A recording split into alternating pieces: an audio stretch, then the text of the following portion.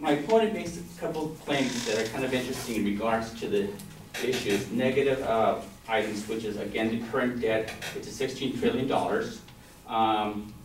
In regards to where we are, Puerto Rico has one of the most dynamic economies in the Caribbean region. However, growth has been negative for the past 4 years, and unemployment rose nearly 60%. I concur.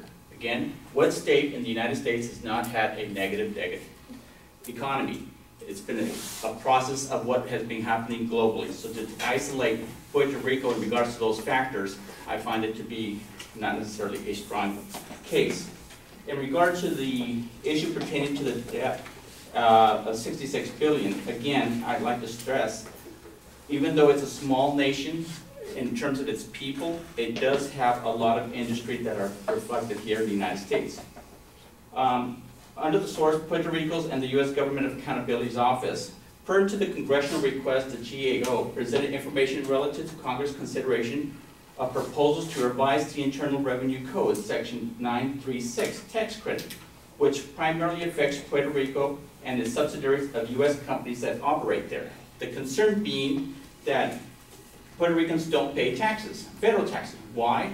Because it becomes a tax shelter for U.S. companies. When we talk about offsetting some of these costs, the way you offset the cost would be obviously, if you make it a state, those companies now start paying federal taxes. The people of Puerto Rico start paying federal taxes. So when you start balancing the numbers, you'll find that the gap between the two is not as severe as one claims it to be. The unemployment, yes, they have a high unemployment rate, but part of the thing that you have to take into consideration, when these U.S. companies were taking down to Puerto Rico, the concept was that by lowering their cost exposure, they were able to hire a lot more people, which would help boost their economy. That never happened. These pharmaceutical companies went in there, they ended up basically keeping the profits and did little to help bring the minimum wage up for the residents of the community.